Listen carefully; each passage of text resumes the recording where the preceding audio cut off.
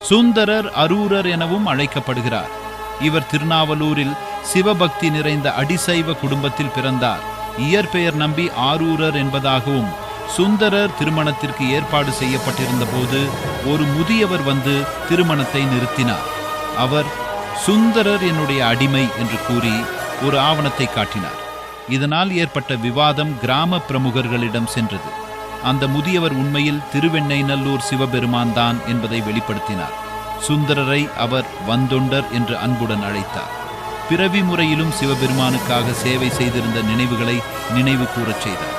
சுந்தரரிடம் பாடல்களை பாடி தன்னை போற்றச் சொன்னார். சுந்தரர் அங்கிருந்தே சிவபெருமானிடம் அடைவைடைந்தார். நாடும் நகரும் சென்று பல சிவத்தலங்களில் பாடல்களை பாடினார்.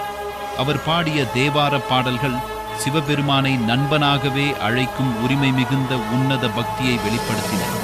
அவரது பாடல்களில் உள்ள பக்தியும் காதலும் சில நேரங்களில் அவர் சிவபெருமானிடம் கொண்டு செல்லும் சந்நியாசமும் தனித்துவமானவை.